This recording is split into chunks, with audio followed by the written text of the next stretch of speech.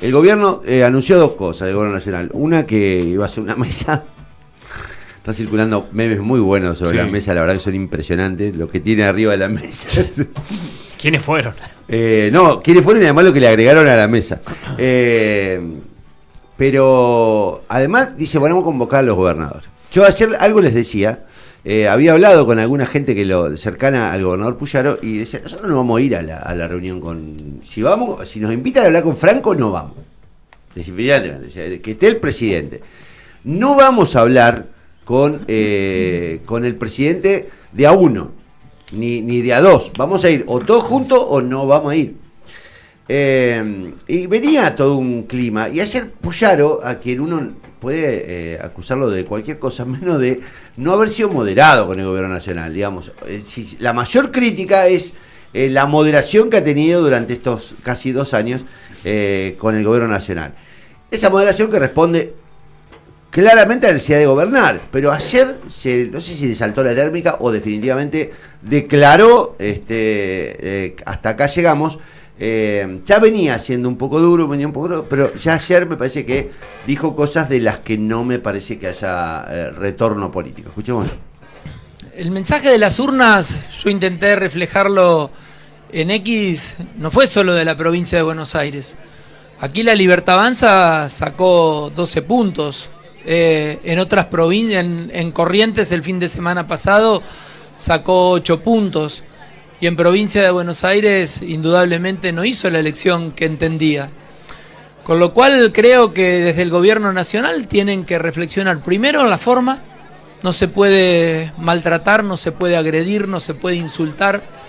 Segundo término, no hay que perder nunca la sensibilidad. Argentina puede tener muchos problemas, como los tiene Santa Fe. Cuando yo empecé a gobernar esta provincia con nuestro equipo teníamos deuda flotante, teníamos déficit fiscal. Sin embargo, nos hicimos cargo de un montón de temas que Nación se dejó de hacer cargo. Aquí en Santa Fe a nadie le faltan los alimentos, aquí en Santa Fe a nadie le faltan los remedios, aquí en Santa Fe se sigue sosteniendo el boleto educativo gratuito para los estudiantes y para los docentes. Aquí en Santa Fe hacemos esfuerzo para que la obra pública no pare, pero fundamentalmente para cuidar trabajadores, 33.000, 34.000 trabajadores que viven de la obra pública en la provincia de Santa Fe. Entonces, creo que no hay que perder la sensibilidad, y cuando uno pierde la sensibilidad y encima termina siendo muy agresivo en la comunicación, creo que la gente te da la espalda. Yo valoro, si es que nos convocan, espero que tengamos una agenda de temas en donde nosotros vamos a llevar muchos temas que sí nos preocupan. El primer tema que nos preocupa es el estado de las rutas nacionales, que eso hay fondos, el fondo del combustible tiene que ver con recursos que tienen que venir para la reparación de rutas nacionales y para obras que lamentablemente no se llevan adelante. El financiamiento de las universidades, somos hijos de la universidad pública, las políticas de salud, el recorte en medicamentos, los recortes en alimentos que hemos sufrido, que hoy por hoy, si no hay una crisis social o si hay paz social en la República Argentina, es porque los gobernadores nos hemos hecho cargo de muchos temas que antes se hacía cargo Nación. ¿Qué es lo que quiero decir con esto? Que el equilibrio fiscal no se puede hacer a costa de los demás, a costa de las deudas que se le hacen a los demás. A mí no me pagan ni siquiera el flujo de la caja, del déficit de la caja de jubilaciones. Ni el kirchnerismo fue tan cruel con la provincia de Santa Fe, ni el kirchnerismo. No pagaban lo que correspondía, pero al menos pagaban una parte. Este gobierno nacional nos cortó hasta el flujo del déficit de la caja de jubilación que por ley y por tratados interprovinciales debería cubrir. Bueno, yo lo más fuerte que le escuché a Puyaro, me parece que ya, digamos, rompiendo todos los diques. Si alguna crítica recibió Puyaro todo este tiempo fue la tibieza o digamos, la mesura con las acciones del gobierno nacional. Yo venía anticipando, creo que después de estas elecciones, o en el marco de estas elecciones, obviamente iba a haber un mayor distanciamiento. La pregunta que yo me hago, si esto se multiplica por Córdoba, obviamente por provincia de Buenos Aires, Corrientes, Salta, Sáenz, obviamente Jujuy, ¿cómo se llama? Chubut, Santa Cruz. La pregunta es cómo puede el gobierno nacional enhebrar alguna salida si no conversa con estos hombres. Que de algún modo lo que ellos te dicen, loco, nosotros apostamos al diálogo porque lo que queríamos era gobernabilidad. El tipo atentó todo el tiempo contra nuestra gobernabilidad, no nos da la plata que nos corresponde, no nos dio obra pública, ahora que se joda. Entonces la pregunta es, ¿esto qué anticipa? ¿Qué anticipa? ¿Que en octubre qué? Porque a mí, sinceramente, me parece que el gobierno el gobierno nacional está en un esquema, en una situación sin salida, me parece muy irracional todo lo que está haciendo. Pero digo, ¿hacia dónde se encamina? Pues yo no veo que haya un... Vos me decías ayer con un análisis propio de quien percibe también alrededor suyo algunas cosas, que puede crecer el miedo anti-Cuca o anti-K después del triunfo de Kicillof. Pero yo lo que percibo es lo contrario. Lo que yo percibo es que se le están despegando todos al gobierno. Y, digamos, cada vez se queda más solo. Sí, ha perdido, es como decías vos, no son los gobernadores peronistas los que le están marcando la cancha ahora. Que fueron Torres, Puyaro, le queda solo Sanz. Frigerio y casi nada más. Porque bueno. Frigerio está escondido. Claro, porque Frigerio no habla. ¿Esto para dónde sale? Al igual que Ciudad de Buenos Aires y provincia, fue los del PRO que hicieron el convenio, claro, como alianza con la Libertad Avanza, y hoy se está quedando solo. Por ahí, ayer escuché algunos análisis en Buenos Aires donde decía, bueno, Puyaro le dio los votos en ley bases y demás, y al principio no sé qué tanta relación había entre esos diputados y el gobierno provincial. A ver, el que cuestiona eso es que nunca gobernó. Yo te digo, el que nunca gobernó, el que nunca tuvo la administración de nada, obviamente que no sabe lo que se experimenta frente a la dependencia de otro Estado. Sí, a lo que voy es que dudo de que el vínculo con los legisladores gobernador sea tan cercano como en otras provincias. Creo que en Santa Fe había algo distinto o algo extraño de que los legisladores, si bien pertenecían a la coalición Unidos, no sé qué tan adentro estaban. De hecho, Barletta en un primer momento hace un monobloque Unidos y queda por fuera del resto, y después hizo su juego. Y en senadores tenía a Carolina Lozada, que prácticamente era no era amiga de Puyaro, no es específicamente. Después lo que uno puede pensar es las consecuencias que ha tenido para Santa Fe las medidas del gobierno nacional en cuanto al fondo al FONID para el complemento educativo, la cuestión de las rutas, bueno, decía la caja de jubilaciones, la cuestión del fondo compensador del transporte. Estamos pagando un transporte carísimo por medidas del gobierno nacional. Entonces, aún así tenías tenías el llamado al diálogo de los gobernadores, e igual te echaste por tierra. Entonces ahora, con un gobierno provincial, o con los gobiernos provinciales en realidad fortalecidos por sus elecciones, porque a ver, Corrientes, Gustavo Valdés ahora tiene una espalda anchísima, bueno, Puyaro acá lo mismo. Pero yo te digo algo, respecto a Santa Fe, ¿qué puente puede haber si vos en la Convención Constituyente lo único que escuchaste de Argañarás y de toda esta gente es agresión, descalificación, acusaciones? Digo, de verdad, ¿cuál es cuál es el diálogo que han propuesto? Ningún diálogo han propuesto. Pero están en un callejón sin salida, bueno, que no le va a quedar otra que negociar. Igual, quería decir algo, lo más fuerte de esa declaración de Puyaro me parece que le habla un poco a sí mismo y a su sector. Porque en algún punto la vicegobernadora se ha cansado de decir que kirchnerismo, no lo decía en esa palabra, nunca más, pero que fue lo peor que nos dio la democracia. No, pero que era Puyaro su también, límite. Puyaro también. Por eso creo que, ¿no te parece que es como una declaración a sí mismo, tipo de bajar el copete y decir, che, bueno, me parece que ese discurso no garpa más en algunos sectores, y también sumado al hartazgo del gobierno nacional actual? Por eso yo digo que a mí lo que me llama poderosamente la atención, lo venía advirtiendo, yo les decía la semana pasada, guarda con las elecciones de Buenos Aires porque pueden, digamos, lo dije varias veces, de verdad puede modificarle el mapa. Yo tengo la sensación de que este gobierno Suena fuerte, pero yo tengo la sensación de hace un par de semanas del escándalo de las coimas, que yo creo que este gobierno está prácticamente sin salida, por sus propios modos y por su naturaleza.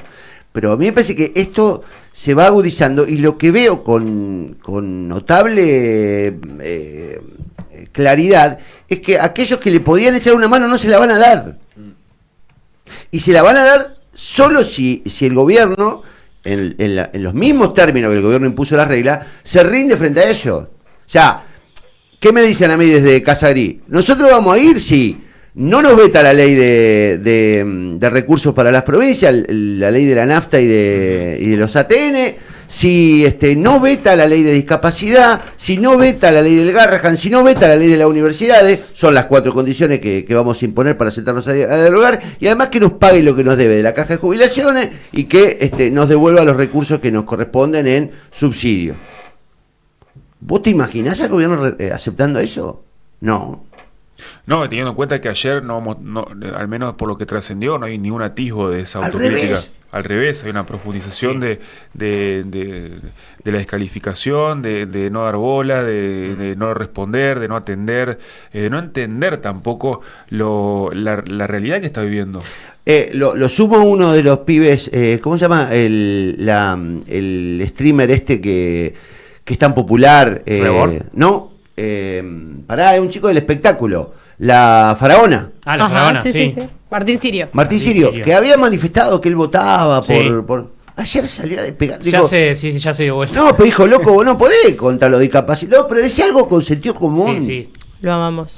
Porque, a ver, respetemos esto, respetemos que hay mucha gente que estaba hinchada las pelotas del kirchnerismo y que votó por Milei creyendo que de verdad acá venía un cambio. Ahora, el tipo dice...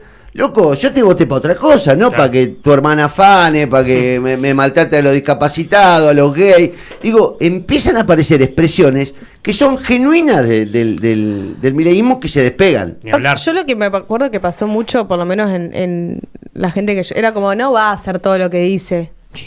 Acá estamos. O sea, como que había eso, como que era una exageración lo que se planteaba y era un montón y no iba a suceder y demás. Estaban hinchados las pelotas 100%, pero estaban convencidos de que no iba a suceder todo tal cual lo habían dicho, y sucedió, y peor, o sea... Hay un perfil de Twitter o de X que se llama Los Arrepentidos de Milei, muy bueno.